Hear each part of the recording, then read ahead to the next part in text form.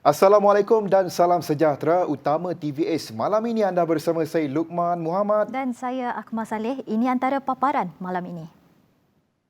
Pandangan yang di Pertuan Agong Al-Sultan Abdullah Riayatuddin Al-Mustafa Billah Shah mengenai Parlimen boleh bersidang semasa tempoh darurat membuktikan baginda mengutamakan prinsip keluruhan perlembagaan. Demikian kata Ahli Parlimen Santubong, Datuk Seri Dr. Wan Junaidi Tuanku Jaafar. Apa dia kata dalam yang disebut oleh Duli Tuanku adalah Seksyen 14. Dalam Seksyen 14 braket 1 braket B, Parlimen boleh dipanggil bersidang, boleh berhenti daripada bersidang, boleh dibubar. Dibubar oleh Tuanku semasa darurat ini dengan, ini yang penting, dengan nasihat Perdana Menteri. Ini selaras dengan perlembagaan yang ada. Wan Junaidi berkata demikian pada wawancara khas bersama TVS di kediamannya pada Khamis. Beliau juga menyifatkan baginda sebagai ketua negara yang bijaksana dan memayungi rakyat baginda dengan meletakkan sistem demokrasi berparlimen pada tahap yang tinggi. Terdahulu, Al-Sultan Abdullah menzahirkan pandangan bahawa parlimen boleh bersidang semasa tempoh darurat berkuat kuasa pada suatu tarikh yang difikirkan sesuai oleh baginda atas nasihat Perdana Menteri. Pada 12 Januari lepas, Al-Sultan Abdullah memberi perkenan pengisytiharaan proklamasi darurat dilaksanakan sehingga 1 Ogos sebagai satu langkah proaktif membendung wabak COVID-19 di Malaysia. Presiden Parti Rakyat Sarawak PRS Tan Sri Dr. James jemput masing tidak menolak kemungkinan pilihan raya boleh diadakan semasa darurat. Kemungkinan ini adalah berdasarkan titah yang di-Pertuan Agong Al-Sultan Abdullah Riayatuddin Al-Mustafa Billah Shah pada Rabu yang menyatakan Parlimen boleh bersidang semasa tempoh berkenaan. Jelas masing sekiranya Parlimen boleh bersidang, ini bermaksud pilihan raya umum juga boleh diadakan. Beliau berkata demikian ketika diminta mengulas mengenai laporan menyatakan Agong menzahirkan pandangan Parlimen boleh bersidang semasa tempoh darurat berkuat kuasa pada suatu tarikh yang difikirkan sesuai olehnya atas nasihat Perdana Menteri. Ujarnya sekiranya Parlimen bersidang dan pilihan raya diadakan semasa tempoh darurat, SOP kesihatan ketat harus dipatuhi oleh parti-parti politik. Malah peraturan Suruhanjaya pilihan raya juga harus dilaksanakan dengan ketat. Beliau bagaimanapun menasihatkan rakyat untuk terus berwaspada dan mengutamakan kesihatan semasa COVID-19 masih berleluasa. Sejumlah 13,000 dos vaksin COVID-19 jenis Pfizer-BioNTech tiba di farmasi bahagian Sibu sekitar jam 2.35 petang pada Khamis.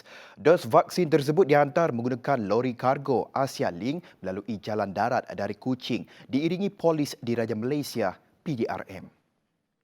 Daripada jumlah itu, sejumlah 6,000 dos vaksin akan diberikan kepada petugas barisan hadapan di bahagian Sibu, Mukah, Kapit dan Sarike.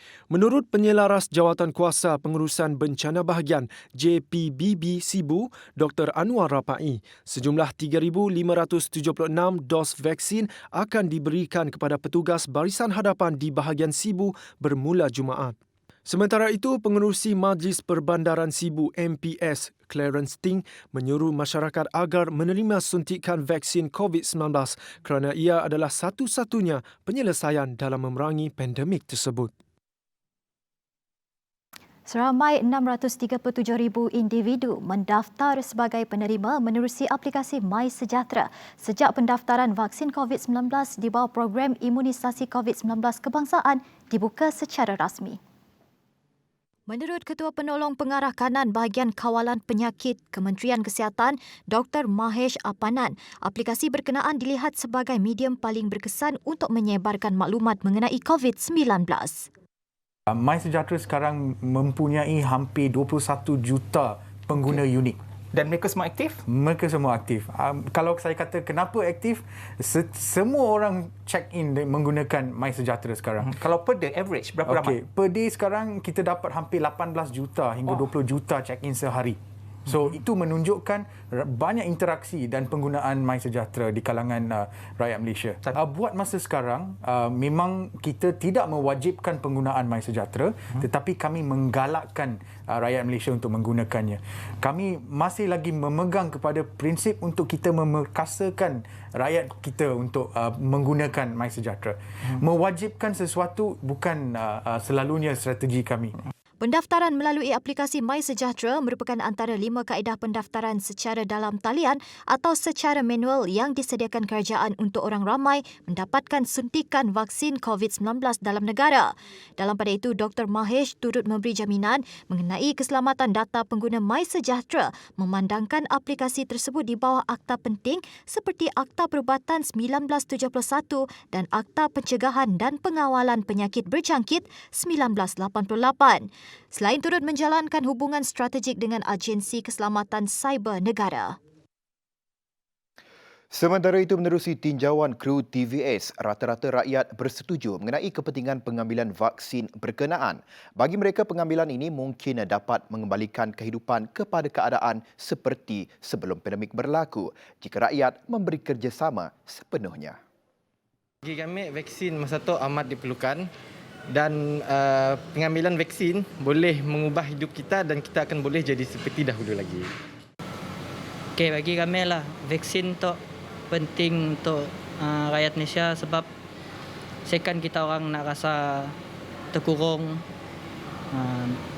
siapa nak pola apa-apa, ekonomi pun terjejas, everyday ada orang sakit, ada orang mati, kenaikan orang sakit pun tiap hari pun makin naik. Sekan kita orang rasa macam simok pola something better for someone or for yourself. Better kita ambil vaksin tu, at least kita mencuba. Manakala bagi Amirul Ashraf pula, vaksin ini selamat dan rakyat tidak perlu takut kerana ia sudah melalui proses analisis sebelum diluluskan oleh Bahagian Regulatori Farmasi Negara NPRA. Untuk berita bagus, kami pun dah berdaftar. So jangan kita takut nak ambil vaksinnya. Kerajaan pun dah nolong kita banyak. Sikan kita simok nolong kita pun. So yalah untuk kebaikan kita bersama. Pemberian vaksin tersebut merupakan program imunisasi COVID-19 kebangsaan yang dijalankan dalam tempoh setahun bermula Februari 2021 hingga Februari 2022. Pada 24 Februari lepas, Sarawak telah menerima sebanyak 23,400 dos vaksin di mana program imunisasi COVID-19 pertama Sarawak akan bermula pada Jumaat di Kuching dan Sibu, di mana Ketua Menteri Datuk Patinggi Abang Johari Tun Openg akan menerima suntikan pertama.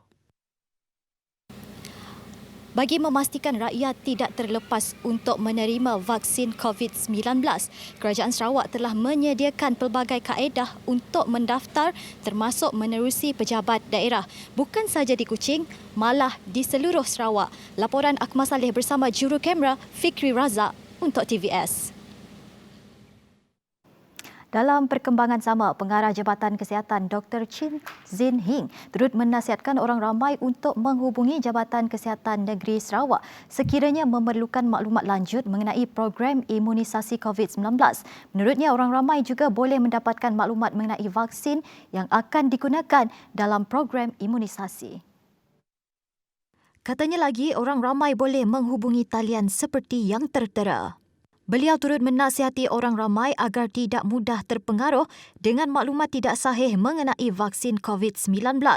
Malah sentiasa berhubung dengan Jabatan Kesihatan sekiranya memerlukan maklumat betul dan tepat. Selain itu, Jabatan Kesihatan Negeri juga memohon kerjasama semua pihak untuk sentiasa mengikuti nasihat dan perancangan pemberian imunisasi yang akan disalurkan melalui aplikasi MySejahtera termasuklah daripada pihak media. Bagi menjayakan program imunisasi ini, beliau menyeru orang ramai agar berdaftar untuk menerima vaksin sebagai langkah melindungi diri dan orang di sekeliling. Tambahnya, pemberian imunisasi itu adalah secara sukarela dan percuma untuk semua warga negara Malaysia yang layak serta berusia 18 tahun ke atas yang akan dijalankan dalam 3 fasa. Pemberian vaksin akan dilakukan di beberapa fasiliti kesihatan kerajaan dan Dewan Masyarakat yang ditetapkan sebagai pusat pemberian vaksin PPV. Ahli Dewan Undangan Negeri ADUN dan Ahli Parlimen di Sarawak akan menerima vaksin Pfizer-BioNTech pada fasa pertama program imunisasi COVID-19. Timbalan Speaker DUN Sarawak Gerawat Gala berkata, ini kerana wakil rakyat tergolong dalam barisan hadapan berdasarkan definisi Kementerian Kesihatan. Sebab polisi Kementerian Kesihatan ialah frontliners akan jadi kumpulan yang pertama untuk diberi vaksin dan ahli Dewan Undangan Negeri dan juga ahli Parlimen dikategorikan dalam kumpulan frontliners. Sebab mereka ni dalam menjalankan tugas memang selalu turun ke padang, banyak jumpa dengan rakyat dan juga dengan pegawai-pegawai kerajaan dan sebagainya. Gerawat Gala berkata demikian ketika ditemui di pejabatnya pada Khamis. Sementara itu, menurut Surat Pengarah Kesihatan Negeri Dr. Chin Zin Hing, ADUN dan Ahli Parlimen boleh mendapatkan vaksin COVID-19 pada minggu pertama iaitu 27 Februari sehingga 4 Mac 2021 di pusat pemberian vaksin yang berdekatan dengan bahagian masing-masing. Sehubungan itu, satu surat bagi memaklumkan perkara berkenaan dipanjangkan kepada semua ADUN dan Ahli Parlimen oleh Setiausaha Dewan Undangan Negeri Sarawak, Pele Peter Tinggom. Pada masa yang sama, Dr. Chin amat menghargai sokongan daripada semua wakil rakyat untuk mendapatkan vaksin. Untuk rekod, Sarawak mempunyai 82 ADUN dan 31 Ahli Parlimen.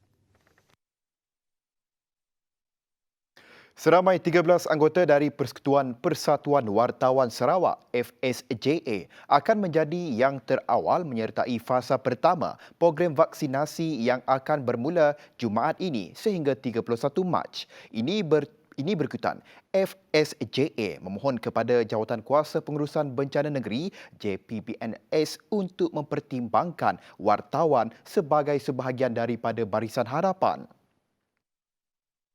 Presidennya Jacqueline Radoy David berkata media memainkan peranan penting dalam menyebarkan maklumat daripada kerajaan kepada masyarakat, terutama mereka yang berada di lapangan. Terdahulu, kumpulan pertama vaksin jenis Pfizer-BioNTech telah selamat tiba di kawasan kargo lapangan terbang antarabangsa Kuching pada Rabu. Difahamkan pihak media yang belum mendapatkan suntikan akan dimasukkan ke dalam fasa 2 atau ketiga mengikut saranan daripada JPBNS terlebih dahulu.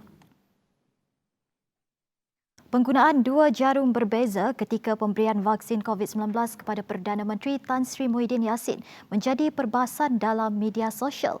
Malah ada pihak yang seolah-olah mempersoalkan adakah benar vaksin yang disuntik kepada Muhyiddin pada pelaksanaan program imunisasi COVID-19 kebangsaan. Bagaimanapun, Kementerian Kesihatan KKM dalam satu penjelasan ringkas berkata penggunaan dua jenis jarum itu berikutan ia mempunyai saiz berbeza untuk fungsi berlainan. Kenyataan itu menyebut jarum yang digunakan untuk menyedut cecair vaksin dari berbuli berwarna biru bersaiz besar dan memastikan pengambilan yang lancar. Manakala saiz jarum yang lebih kecil berwarna merah atau jingga adalah untuk tujuan inokulasi bagi memastikan kurang sakit dan lebam. Menurut kenyataan itu lagi, penggunaan jarum berbeza perlu bagi mengelakkan berlaku pencemaran silang antara pesakit. KKM berkata apa yang penting, isi kandungan vaksin yang disedut dari berbuli dan diberikan kepada pesakit tidak berubah. Kes positif baharu COVID-19 di Sarawak dilaporkan sebanyak 219 pada Khamis. Jawatan Kuasa Pengurusan Bencana Negeri Sarawak JPBNS berkata daripada jumlah tersebut, Sibu masih mencatatkan kes tertinggi dengan 80 kes. Jumlah keseluruhan kes meningkat kepada 8,869 kes. Bagaimanapun, Jawatan Kuasa Pengurusan Bencana Negeri JPBN Sarawak melaporkan terdapat 248 kes baharu yang sudah pulih dan dibenarkan discharge pada Khamis. Terdapat 2 kematian direkodkan di Sibu yang meningkatkan jumlah kematian akibat jangkitan COVID-19 kepada 78 orang. Sebanyak 267 PUI baru dilaporkan dan 5 PUI masih menunggu keputusan ujian makmal. Terdapat satu kluster baharu di daerah Semarahan iaitu kluster Jalan Ho Pin. Antara lain, 25 kluster yang dilaporkan sebelum ini masih kekal aktif di Sarawak. Kementerian Perpaduan Negara KPN sedang memuktamadkan Pelan Tindakan Perpaduan Negara PTPN 2021-2025 bagi melengkapkan dasar perpaduan negara yang telah dilancarkan pada 15 Februari lepas. Menterinya Datuk Halimah Mohamed Sadiq berkata, PTPN itu menggariskan program-program yang akan dilaksanakan secara inklusif dan komprehensif. Katanya lagi, ia berdasarkan strategi yang ditetapkan dalam dokumen Dasar Perpaduan Negara dan Rangka Tindakan Perpaduan Negara 2021-2030. InsyaAllah akan dilancarkan pada bulan April atau Mei ini. Kita buka kepada maklum balas, ya, kepada akar umbi. Kita mencapai sasaran daripada masyarakat teramai untuk mendapatkan pandangan, teguran, nasihat, cadangan-cadangan yang bernas dan sebagainya, kerana rakyat yang melalui proses ini, rakyat dapat berupaya untuk memberikan cadangan yang kadang-kadang lebih mantap untuk diletakkan dalam perancangan pelaksanaan bagi Pelan Tindakan Perpaduan. Tambahnya, beliau akan membentangkan laporan secara berkala mengenai status pelaksanaan Dasar Perpaduan Negara termasuk PTPN di seluruh negara kepada jemaah menteri. Sementara itu, pada masa yang sama, KPN telah menyediakan Pelan Pemerkasaan Kepimpinan Rukun Tetangga 2021-2030 yang akan dilancarkan Perdana Menteri pada Ahad ini. Beliau berkata pelan itu merupakan satu daripada strategi yang telah digariskan dalam Dasar Perpaduan Negara dan Rangka Tindakan Perpaduan Negara 2021-2030. Di bawah Pelan Pemerkasaan Kepimpinan Rukun Tetangga 2021-2030, 4 agenda kerja komuniti rukun tetangga KRT akan diperkenalkan bagi memastikan program KRT lebih tersusun dan berfokus. Sementara itu, Datuk Halimah Mohamed Sadiq turut memberitahu KPN akan memberi penjenamaan baru kepada Taman Bimbingan Kanak-Kanak Tabika Perpaduan dan Taman Asuhan Kanak-Kanak Taska Jenis Perpaduan. Pelan penjenamaan baru ini dijangka akan dilancarkan pada 8 Mac depan. Jelas Halimah, ia melibatkan peningkatan tahap profesionalisme guru dengan memastikan semua guru mempunyai kelayakan akademik yang bersesuaian, iaitu sekurang-kurangnya Diploma Pendidikan Awal Kanak-Kanak atau setaraf. Beliau berkata ia turut melibatkan pemantapan kualiti pengajaran dan pembelajaran, sekaligus peningkatan identiti dan imej Tabika dan Taska dengan memperkenalkan logo baharu, starter kit dan keseragaman bangunan. Mantapkan lagi kualiti pengajaran, pembelajaran melalui satu saya dah sebut tadi, penyediaan buku teks, buku aktiviti bagi subjek yang akan kita masukkan elemen perpaduan dan kenegaraan, termasuk pendidikan, penghayatan pendidikan rukun negara. Kedua juga kepada pengenalan bahasa asas yang lain, Mandarin dan Tamil. Di samping itu juga katanya pelaksanaan aktiviti Jum Urus Diri Kanak-Kanak Tabika Perpaduan dalam membentuk disiplin dan sasiah mulia turut diperkenalkan serta memperkenalkan modul berbentuk permainan untuk kanak-kanak bagi membina kreativiti. Kerajaan telah meluluskan permohonan untuk melaraskan grade pegawai perubatan kontrak grade UD41 ke grade UD43 dan pegawai pergigian kontrak grade UG41 ke grade UG44 berasaskan kesetaraan laluan kerjaya pegawai tetap. Ketua Setiausaha Kementerian Kesihatan KKM, Datuk Muhammad Syafiq Abdullah yang memaklumkan perkara itu berkata, selaras dengan kelulusan mengenai prinsip pelaksanaan urusan itu oleh Jabatan Perkhidmatan Awam JPA pada 21 Januari dan kelulusan peruntukan oleh Kementerian Kewangan serta persetujuan pelantikan oleh Suruhanjaya Perkhidmatan Awam pada 24 Februari, pelarasan grade berkenaan akan ditawarkan menerusi sistem e-houseman dan e-dentist bermula Khamis. Menurutnya, pelarasan grade itu akan melibatkan sejumlah 21,408 pegawai perubatan, manakala bagi pegawai pergigian pula akan membabitkan seramai 697 orang. Pada masa sama, beliau memaklumkan JPA pada 4 Februari dan Kementerian Kewangan pada 10 Februari telah meluluskan permohonan untuk menyambung perkhidmatan kontrak seramai 585 pegawai perubatan, 1,071 pegawai pergigian dan 1,966 pegawai farmasi. Notifikasi mengenai tawaran tersebut akan dikemukakan kepada pegawai yang berkenaan menerusi email masing-masing.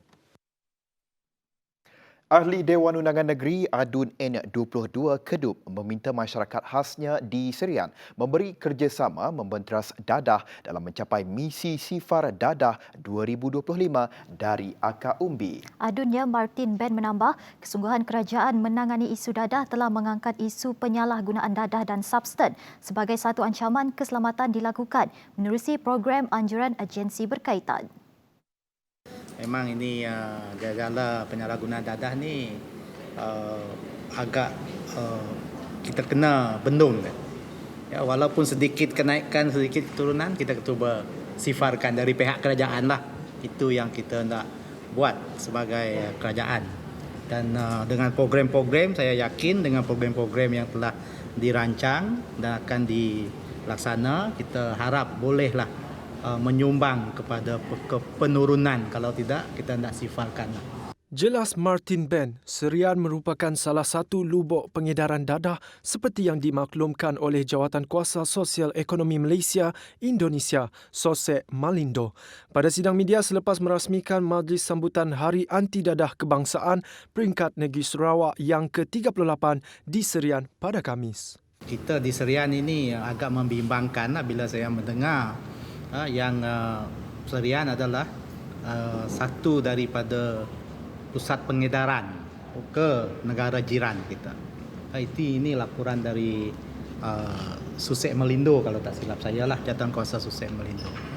Jadi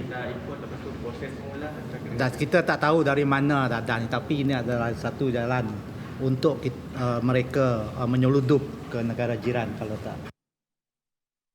TV Stars, sidang media rancangan realiti pertama di Sarawak akan disiarkan secara langsung di Facebook TVS bermula pagi esok. Okey, seperti semua yang telah sedia maklum, TV Stars merupakan satu program realiti pertama di Sarawak yang berkonsepkan fully online. Jadi kita telah menerima seramai lebih daripada 200. Penerbit rancangan realiti TV Stars, Nur Baizura berkata 6 finalis akan ditampilkan dan musim pertama ini hanya memfokuskan kepada bakat nyanyian sahaja. Setelah ditapis, kita ada 6 finalis untuk bakat nyanyian dahulu. Untuk TV Stars ni kita mencukil bakat nyanyian, lakonan dan pengacaraan. Tapi untuk musim pertama ni kita fokuskan kepada bakat. TV Stars adalah salah satu rancangan realiti TV di Sarawak yang pertama yang mengetengahkan bakat-bakat muda seperti lakonan, nyanyian dan juga pengacaraan.